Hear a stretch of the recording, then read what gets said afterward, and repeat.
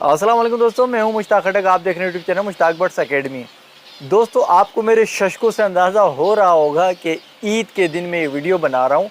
आप लोगों के पास शायद ये अपलोड होके ईद के बाद ही मिले, क्योंकि देखें ईद में मसरूफियात रिश्तेदारों का आना जाना है, तो ज़ाहिर है फिर एडिटिंग वगैरह अपलोडिंग वगैरह इस पर टाइम नहीं मिलता और इंसान आउटडोर फैमिली की तकरीबात में आगे पीछे जा रहा होता है।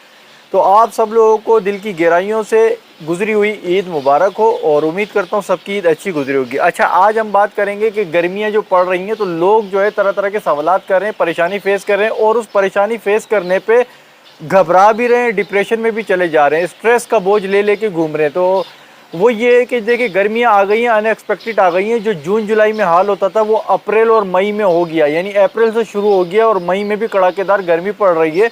ये जो पीछे आपको दिख रही है मेरी कॉलोनी 43-42 मीटर पे आ रहा होता है जब मैं कूलर नहीं चलाता तब। कूलर चलाने के बाद रिड्यूस होता है, गिरता है, टेम्परेचर नीचे की तरफ आता है, तो फिर सर्वाइव करते हैं। और मैंने ऑटोमेटिक सिस्टम लगाया हुआ है, फ्लोट वॉल लगा दिए थे, वीडियोस अवेलेबल है, देख भी ली होंगी। उसकी वजह से मैं यहाँ पे ऊपर आऊँ ना आऊँ ऑटोमेटिकली सूरज निकलता है सोलर से। वो वाला पीछे जो लगा हुआ है रूम कूलर वो चलना शुरू कर देते हैं, यानी सूरज निकलेगा तो गर्मी आएगी, तो जब सूरज निकलता है वो शुरू हो जाता है। और ये वाला जो है मैं नीचे से अलार्म लगा के, नीचे बटन है इसका इलेक्ट्रिक का, वहाँ मतलब बटन ऑन करता हूँ तो ये चलना शुरू हो जाता है, तो मुझे ऊपर आने की ज़रूरत नहीं पड़ती। लेकिन आप लोगों के साथ इस तरह का नहीं होगा। शावरिंग करें, पानी से नहलाएं, ठंडी ग़िज़ाएँ दें, अपने शेड को ठंडा रखें, टेम्परेचर मेंटेन रखें, तब आपकी ये प्रॉब्लम ख़त्म होगी। अब आ जाते हैं कि जिनके साथ ये प्रॉब्लम हो गई है उनके साथ होता है क्या। उनके साथ ये होता है कि अगर उनके अंडे थे और टेम्परेचर चेंज हो गया, यानी आपने जब लगाया था तो उस वक्त तो आपको लग रहा था कि नॉर्मल है, ब्रीड लेंगे, क्योंकि हर कोई ये सोचता है कि यार तकरीबन मई में आके हम मटकियाँ उतारना शुरू करेंगे, वरना अप्रैल और मई के दरमियान वाला क्लच लेंगे, हर कोई यही सोच रहा होता। लेकिन जब अप्रैल से ही गर्मी पड़ गई तो जो बच्चे फूट के आए तो वो गिरना शुरू हो गए। गर्मियों में होता है स्ट्रेस लेवल बढ़ जाता है, परिंदे का स्ट्रेस लेवल जब बढ़ता है तो वो खुद मटकी में भी टाइम गुजारना पसंद नहीं करता, अपने आप से उकताहट का शिकार हो जाता है। और ऐसे में जो बच्चे होते हैं जो थोड़े बहुत यूँ चलने रिंगने लग जाते हैं समझ लें, तो वो क्या करते हैं, वो मटकी के होल की तरफ आते हैं और वहाँ से मुंह बाहर निकाल के मुंह खोल के सांस लेते हैं। क्योंकि उनको जो मटकी देखें, एक टेम्परेचर होता है बाहर का, एक टेम्परेचर होता है कॉलोनी का, और एक टेम्परेचर होता है कॉलोनी के अंदर मौजूद मटकियों का। देखें मटकियों के टेम्परेचर में और कॉलोनी के टेम्परेचर में भी ज़मीन आसमान का फ़र्क होता है। इसीलिए हम जब कॉलोनी का टेम्परेचर देख रहे होते हैं तो हमें नहीं पता होता मटकी का क्या, मटकी का समझ लें बड़ा होता है, क्योंकि मटकी बंद होती है ना, उसमें भी देखिए घुटन सी होती है। इसीलिए बच्चे क्या करते हैं कि वो उसके सुराख के बाहर मुंह निकालते हैं और हाँफते हैं, सांस लेते हैं। बाहर उनको लगता है कि जो बाहर कॉलोनी का जो टेम्परेचर है वो उनकी मटकी से बेहतर है, इसलिए वो वहाँ के कंफर्टेबल फील करते हैं। लेकिन होता है क्या इसमें, इसमें या तो देखिए सम टाइम पे परिंदा स्ट्रेस में अपने बच्चों को गुस्से में फेंक देता है, या हो सकता है परिंदा ये सोचता हो कि यार मेरे बच्चे तकलीफ में, इनको मैं बाहर फेंकूँ ताकि बाहर के माहौल में माहौल ठंडा है वो सही रहे। ये भी हो सकता है, इनकी ज़बान तो किसी को नहीं पता। और दूसरी चीज़ ये होती है कि जब ये बच्चा खुद जब मटकी से बाहर झांकता है ना, तो इसको अगर वहाँ अच्छा लगता है कि यार यहाँ का टेम्परेचर अच्छा है, तो चलने तो वो लग जाता है, क्योंकि चलकर ही वो मटकी के पिछले हिस्से से मटकी के मुंह वाले हिस्से तक आता है। जब वहाँ तक आता है तो ज़्यादातर तो हमारे पे क्या होती है, नेस्टिंग, ओवर नेस्टिंग भी हुई होती है, और नेस्टिंग ऊपर होती है ना, मटकी के पेंदे से ऊपर होती है। तो इसीलिए जब वो गर्दन को वहाँ करता है, बाहर निकालता है, तो वो एफर्ट करता रहता है, वो खुद ही ड्रॉप हो जाता है, गिर जाता है, अपने आप को गिरा देता है। हो सकता है अपने पेरेंट्स को देखता हो नीचे, हो सकता है अपनी फैमिली मेम्बर्स को देखता हो सकता है उसको नीचे दूसरे बच्चे दिखते हो, तो वो वहाँ पर अपने आप को खुद फेंक देता है, जिसकी बाइस वो नीचे आ गया तो मर जाता है। या जब वो नीचे आता है और आप बरवक गए, अगर नीचे नेस्टिंग है तो वो नेस्टिंग पे गिरता है तो बच जाता है, अगर फर्श पे गिरता है तो टांग टूट जाती है, या पोटा वोटा लग जाता है, सीना लग जाता है तो मर जाता है। तो जो नेस्टिंग पड़ी होती है नीचे उस पर वो एक स्प्रिंग का काम करते हैं, तो जब चिक्स गिरते हैं नीचे तो वहाँ ज़िंदा रहते हैं। लेकिन उस वक्त तक ज़िंदा रहते हैं कि अगर गिरा है और आपने 1-1.5 घंटे में आप आ गए, आपने देख लिया तो आपको दिखेगा ज़िंदा है, वरना वो नीचे आके भूख से भी मर जाता है अगर आप 4-5 घंटे बाद आते। क्योंकि इनका जो खुराक का दौरानिया होता है वो तकरीबन 2 घंटे से 3 घंटे का होता है, इनको दोबारा देना पड़ता है। तो इस तरह से जो बच्चे आप लोगों को मिल जाते हैं, अब उसका क्या करें। तो ये चीज़ मैंने भी फेस की थी कि इतने सारे बर्ड्स लगे होते हैं ना, तो हर एक का, हर बर्ड्स का बिहेवियर, उसकी साइकी, उसका दिमाग, उसकी पैदाइश, उसका सब कुछ दूसरे से चेंज है। कुछ फ्रेंडली होते हैं, कुछ एग्रेसिव होते हैं, हर कोई बर्ड दूसरे बर्ड से हर कैटेगरी में चेंज है, चेंज तबीयत है। तो मेरे पास भी ये चीज़ आती है भाई, मैं भी ये चीज़ फेस करता हूँ। वो अलग बात है कि मैं इतना फेस करता आया हूँ तो शायद मैं उसको अच्छे से डील भी कर पाता हूँ, लेकिन लॉस मेरा भी होता है, मेरे पास भी एक्सपायरी आती है, मरते मेरे पास भी है। लेकिन जो मैं कर रहा होता हूँ वो मैं सिखा देता हूँ, दिखा देता हूँ कि यार मैंने ये किया है तो आप करना चाहे तो कर लें, कर सकते हैं तो कर लें, और करना वही बेहतर होता है, क्योंकि ऑप्शन गिने चुने ही होते हैं। तो मेरे पास भी एक बच्चा जो है वो नीचे गिरा, जब नीचे गिरा तो मैंने देखा उसका पोटा खाली है। अब मैंने सोचा कि यार अगर मैं इसे किसी और मटकी में रखता हूँ, चूँकि माहौल गर्म है और ये अपने अपने पेरेंट्स ने एग्रेसिव मोड में आके या स्ट्रेस में आके गर्मी से तो इनको फेंका है, दूसरे की मटकी को तब्दील करूँगा, उसके बच्चों की एज चेंज होगी या सिमिलर बच्चे भी होंगे तो बच्चा चेंज होगा। ऐसा ना हो कि ये सर्वाइव ना कर सके, और हो सकता है कि ये जितने टाइम में फीड इसको अभी चाहिए और दूसरे बच्चों को नहीं चाहिए या पेरेंट नहीं जाए तो कुछ भी हो सकता है। तो मैंने यही बेहतर समझा कि इसको पहली फीड जो है मैं खुद करा दूं ताकि इसमें एनर्जी आ जाए। कब से पड़ा था, पोटा खाली था, इसमें जब एनर्जी आ जाएगी पोटे में तो फिर मेरे पास चांसेस हैं कि मैं इसे किसी मटकी में डाल के तकरीबन 2-3 घंटे तक ऑब्जर्व कर सकता हूँ। तो उसमें यह है कि मैंने आपको ये दिखाना है। देखिए मुख्तलिफ़ तरह के टूल्स होते हैं हैंड फीडिंग के। हर पेरेट्स का साइज़ जो है ना अलग होता है। हर पेरेट्स बर्ड्स के बच्चे का भी साइज़ अलग होता है। फिंच का बच्चा आपको पता है इतना सा होता है, इस तरह से बड़े बर्ड्स होते हैं, उनके बड़े बड़े बर्ड्स होते हैं, फिर इनके दुरानिये भी ज़्यादा होते हैं। फिंच सबसे छोटा परिंदा है जो कि मैं समझता हूँ कि हैंड फीडिंग के लिए सबसे टफ़ है। ये बहुत बहुत मुश्किल चीज़ है। ये एक बच्चा इतना मुश्किल है, अगर इसको किसी के 10-15 बच्चे किसी के मत्थे लगा दिए तो वो सर पकड़ के बैठ जाएगा मैं क्या हूँ। ये अल्लाह की शान है कि इनके पेरेंट्स को रखा हुआ है और इनके पेरेंट्स पूरा कर लेते हैं। ये बहुत बड़ी बात है, हम लोगों के बस की बात नहीं है। फिंच जो है वो तकरीबन 2 से 3 घंटे के दरमियान मांगती है। अब बताएं अगर आपने सोने से पहले मिसाल के तौर 9 बजे आप सो रहे, 9 बजे अगर आपने दे दिया तो अब आपको 11 बजे भी देना है, अब आपको फिर 1-2 बजे भी देना है। इस तरह से करके पूरी रात चलती रहेगी तो आप कितने अलार्म लगाएंगे, आपकी अपनी सेहत ख़राब हो जाएगी। इनको तो देना है, अगर आपने नहीं दिया आप रात को हैंड फीड करा के सोए, सुबह तक ये भूख से एक्सपायर हो जाएगा। अब मैं बात करता टूल्स की। टूल्स मुख्तलिफ़ तरीके के होते हैं, बड़े पैरेट्स के लिए अलग होते हैं, उसमें फिर आगे रबर्स लगती हैं, पाइप लगते हैं रबर्स के ताकि इनके गले में भी मसला ना है, पतले पाइप भी लगते हैं। लेकिन फिंच की जब बात करें और फिंच के बच्चे की जब बात करें तो मुझे लगता है कि सबसे छोटा पाइप भी ना बड़ा तकलीफ़ दे होता है कि क्योंकि इनका मुँह इतना सा होता है। और फिर जो है ना मैं समझता हूँ कि उससे बेहतर यही है, क्योंकि मैंने गोरों की वीडियोस भी देखी, तो सबसे अच्छी चीज़ ये होती है कि अगर आपको ऐसा बच्चा मिल जाए जो ख़ुद से डिमांड करता है, यानी जिसकी चोंच पर मुंह पर अगर आप रखें तो वो उसको खुद से एंटर करेगा, तो ये सबसे बेस्ट होता है। अगर आपने जबरन तरीके से इस छोटे से बच्चे को करना हो तो फिर छोटे से छोटा पाइप भी इनको दर्द करता है, क्योंकि लोग इसको ज़बरदस्ती घुसेड़ तो लेते हैं। साइकिल का वॉल सबसे छोटा होता है और उससे भी छोटा एक बटरफ्लाई ड्रिप होती है, आपने देखा होगा, वो तितली बनी होती है, बारीक सी पिन होती है, उसका एक हिस्सा होता है जो आपके इंजेक्शन या सिरिंज में भी लग जाता है और आगे से आप उसको 2-2.5 इंच पे कट करके करते हैं। लेकिन मैंने उसकी देखी है, उसका मटेरियल सख्त होता है तो वो तो यकीनन दर्द तकलीफ़ करता होगा। इससे नरम की अगर बात करें तो साइकिल का वॉल उससे नरम होता है, रबर होती है, लेकिन मुझे लगा कि वो थोड़ा सा फिर मोटा हो जाता है, वो मोटा होता है, उसकी साइडें मोटी होती हैं। फिर इस कंडीशन में आप जो उसको फीड दे रहे हैं उस फीड का भी इतना क्वालिटी वाला होना चाहिए कि वो बिल्कुल इतने बारीक ज़र्रात हों कि वो उस सिरिंज यानी उस पतले से पाइप में फंसे ना, वरना क्या होता है फंस जाते हैं। यानी आप जब उसको फिल कराते हैं ना, फीड कराते हुए जब पुश करते हैं तो उसमें दाने होते हैं, वो बारीक पिसे भी नहीं होते और वो फंस जाते हैं। लोकल फीड में तो यही होता है, या ख़ुद फीड पीस दो तो ये होता है।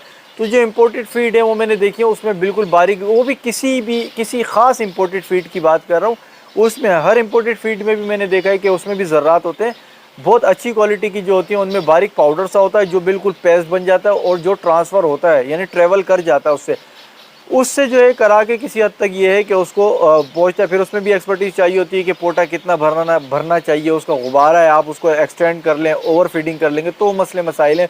तो अभी एक जो बच्चा था उसको एक टाइम के लिए मैंने फीड किया और गोरों की तरह किया, और टूथपिक जो होती है, स्टिक जो दांतों में मारते हैं गोश्त वोश्त खाने के बाद, कढ़ाइयाँ खाने के बाद, वो स्टिक पड़ी हुई थी, उसमें मैंने हल्का सा लगा के खिलाया उसको, तो माशाल्लाह से उसने उसको खाया है। तो इस तरीके से कोशिश करें, लेकिन ये हेल्दी और एक्टिव बच्चा ही करता है, बीमार बच्चा निडाल हो चुका होता है वो नहीं करता। उसके लिए फिर आपने वही कोई पाइप वगैरह लगा के और बिल्कुल हल्के हाथों से, और फीड को थोड़ा सा गर्म सी फीड हो, ज़्यादा ठंडी भी ना हो और बिल्कुल पतली टाइप की हो, जो मतलब मिक्स हुई भी हो, पानी भी ना हो, बिल्कुल मिक्स हुई हो और ट्रैवल करे, उस तरह से करें। चलिए वीडियो लगाते हैं, वीडियो में आप देखिए और आप किस तरह से इसको अच्छे से परफॉर्म कर सकते हैं वो अब आपका आइडिया है, इस पर सोच विचार करके आप करें। मगर यही तरीका है, क्योंकि गोरे हमसे ज़्यादा आगे हैं हर चीज़ में, रिसर्च वगैरह में भी, ख़ुसूसन अगर तालीम एजुकेशन की बात करें तो वहाँ का निज़ाम हमसे ज़्यादा बेहतर है, वो हर चीज़ पर बड़ी तहकीक कर चुके हैं, तो वो भी यहाँ पर आए कि इस तरह से करते हैं।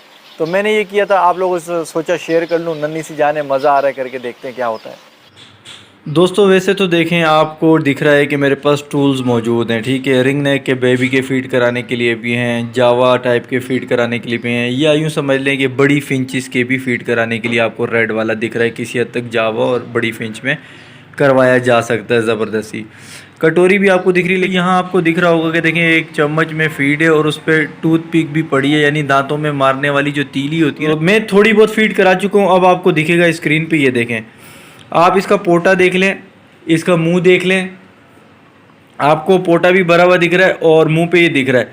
ये देखें इसके यहाँ पे देखें कि आपको दिख रहा होगा कि इसके हल्का फुल्का ब्लड भी लगा हुआ है, सही है। और इसको जो है पेरेंट्स ने मारा है।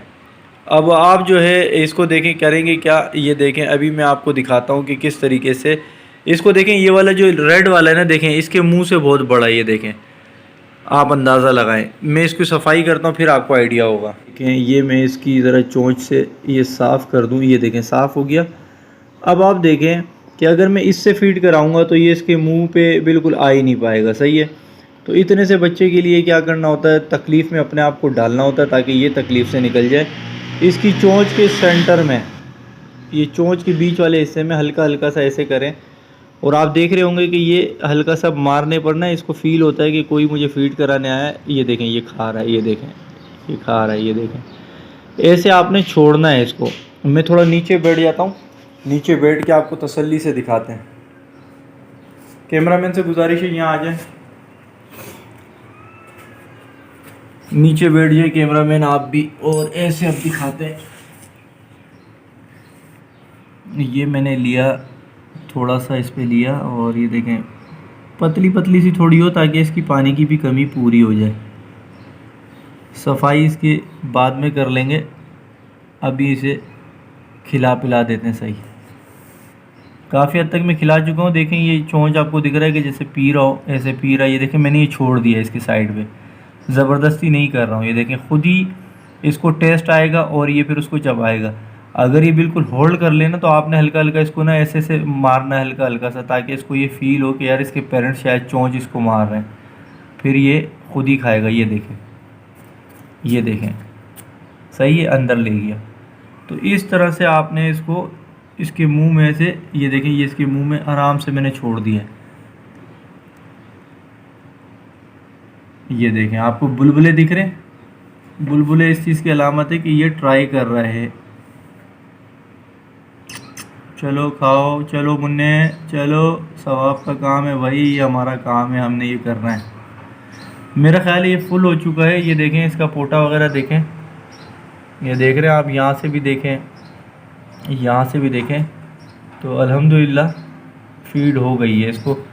फिर भी हम देते हैं क्योंकि बच्चे के पोटे थोड़े से हमने देखे होते हैं कि ज़्यादा ही होते हैं, और शायद यही वजह है कि ये अब ज़्यादा एंटर नहीं कर रहा है।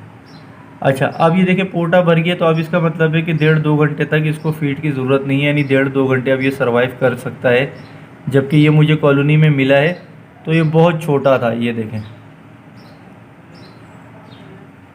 ये बहुत फुल हो गया, इनफ हो गया।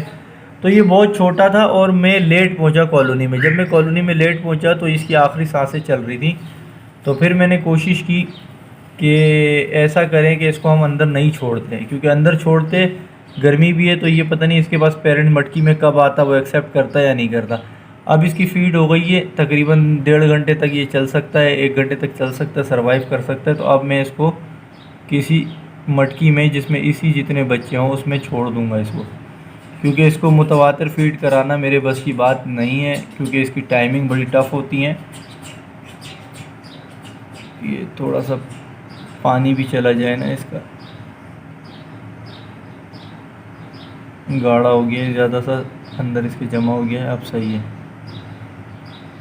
ठीक है दोस्तों, ये आपको दिखाना था, ये मैंने भी वीडियो से देखा था। इसकी आगे से नोक काट लेना आप लोग, क्योंकि मैं बड़े एहतियात से साइड से कर रहा हूँ, अंदर नहीं डालिएगा नोक, इसको काटना ताकि इसकी नोक ना बनी हुई हो। और टिश्यू से इसको साफ़ कर लेना, मैं भी साफ़ कर लूँगा इसको टिश्यू से। अभी मैं हल्का हल्का ऐसे ही साफ़ कर लेता हूँ। तो हमें अपने हाथ से, यानी अपने एंड से कोशिश जितनी भी है कर लेनी चाहिए, और बाकी जो है ज़िंदगी मौत अल्लाह के हाथ में होती है, हम सिर्फ कोशिश कर सकते हैं। ये देखें, इसको यूँ ऐसे चोंच पे ऐसे से करेंगे ना तो इसको फील होगा कि इसके पेरेंट्स आए हुए इसको खिलाने। ये देखें,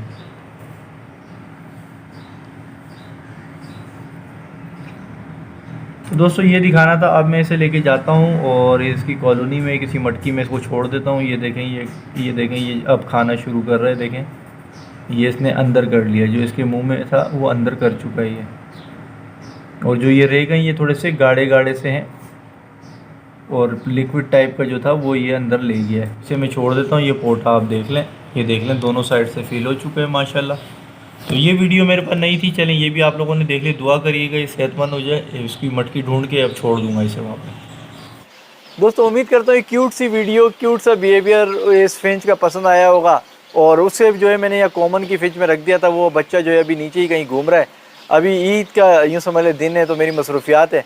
तो आप लोगों ने देख लिया कि उसके पोटे में किस तरह से भरा, आप लोगों ने देख लिया कि किस तरह से वो चबा के अंदर लेके जा रहा है। तो इस तरह से हल्का हल्का करें, तकलीफ़ और ज़िद और ज़बरदस्ती कभी भी ना करें छोटे बच्चे से।